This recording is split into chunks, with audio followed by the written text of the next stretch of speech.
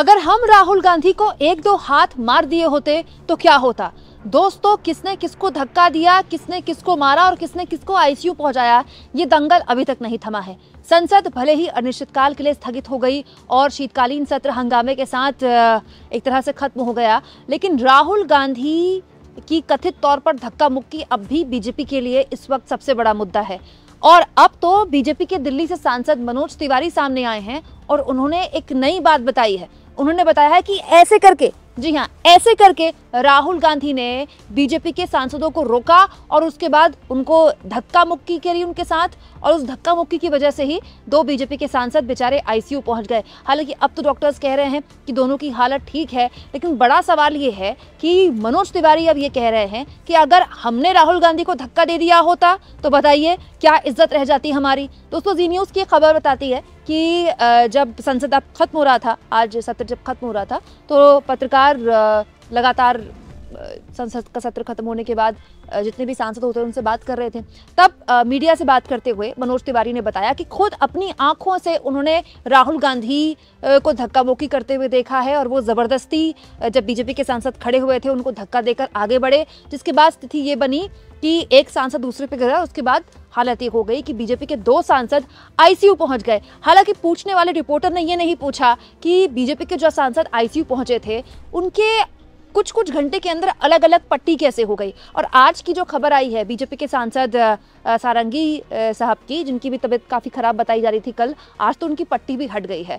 दूसरा, बीजेपी के वो सांसद जो कि आईसीयू में थे, कल आईसीयू में पता नहीं कैसे बैठकर मोदी जी से फोन पर बात कर रहे थे और उसके बाद वीडियो भी वो वायरल किया गया। खैर, अब आजकल रिपोर्टर क्या पूछते हैं और क्या उनसे पूछवाया जाता है मुझे आपको बताने की जरूरत नहीं है, लेकिन जो बात बीजेपी के नेता लगातार कह रहे हैं दोस्तों, राहुल गांधी ने उनके साथ धक्का मुक्की की, राहुल गांधी ने उनके साथ गलत व्यवहार किया और एक तरह से गुंडागर्दी की संसद के अंदर, ये बहुत गंभीर मुद्दा है। इस मामले में केवल बयानबाजी देने से नहीं काम चलेगा। इस मामले में तुम्हारी मसल ज़्यादा या मेरी मसल ज़्यादा ये कहने से काम नहीं चलेगा।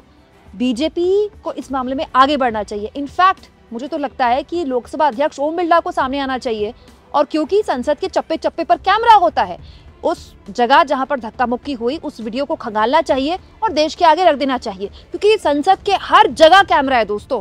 तो अगर ऐसा कुछ हुआ है तो 100% मेरे हिसाब से कैमरे में रिकॉर्ड हुआ होगा, और अगर कैमरे में रिकॉर्ड हुआ है तो भाई आजकल तो सोशल मीडिया का ज़माना है, संसद टीवी का यूट्यूब चैनल है, संसद टीवी चाहे तो उसमें अपना वो वीडियो डाल सकता है सीसीटीवी का। इसके अलावा भी संसद टीवी चाहे तो उसके पास बहुत से विकल्प हैं। लेकिन बड़ा सवाल ये है कि एक तरफ बीजेपी के सांसद आरोप लगा रहे हैं कि राहुल गांधी ने धक्का मुक्की की और उन पर केसेस वगैरह भी दर्ज कर दिए गए, बेहद गंभीर धाराओं के तहत केसेस दर्ज कर दिए गए।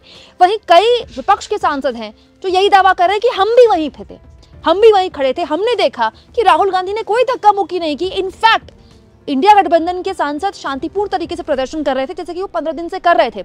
अचानक बीजेपी के सांसद प्रदर्शन करने लगे, सुरक्षा वहां पर जानबूझकर हटा दी गई और राहुल गांधी और विपक्षी सांसदों के साथ धक्का मुक्की बीजेपी के सांसदों ने की, और उसको लेकर भी अलग अलग तरह की वीडियोज है सोशल मीडिया में। तो ये जो मामला है ना दोस्तों, उसका तर्क सही कि इनका तर्क सही से कहीं आगे बढ़ गया है। मुझे लगता है कि मनोज तिवारी अगर इतनी बड़ी बात बोल रहे हैं कि वो भी 2-3 हाथ मार देते राहुल गांधी को और उनकी पार्टी की बेइज्जती हो जाती अगर वो ऐसा करते, तो बल्कि मनोज तिवारी को एक सांसद के तौर पर ओम बिरला को चिट्ठी लिख देनी चाहिए कि माननीय अध्यक्ष महोदय जी, आपके अंदर पूरा प्रशासन आता है, आप एक काम कीजिए, दूध का दूध और पानी का पानी कर दीजिए। क्योंकि राहुल गांधी पर जो केसेस दर्ज किए गए हैं दोस्तों, वो एक एविडेंस के तौर पर होगा उन केसेस के लिए। आपको क्या लगता है, क्या बीजेपी ऐसा करेगी? क्या ऐसा कोई वीडियो कभी सामने आ पाएगा जिसमें राहुल गांधी वाकई धक्का मुक्की करते दिखाई दे रहे हैं, या फिर ये मामला ऐसा ही चलता रहेगा और ऐसे ही चलते चलते ये मामला भी खत्म हो जाएगा? कमेंट बॉक्स में जरूर लिखें दोस्तों, और जितना हो सके चैनल को शेयर करें, सब्सक्राइब करें और थैंक्स और ज्वाइन के ऑप्शन से अगर आप चाहें तो कुछ आर्थिक मदद भी चैनल की जरूर करें।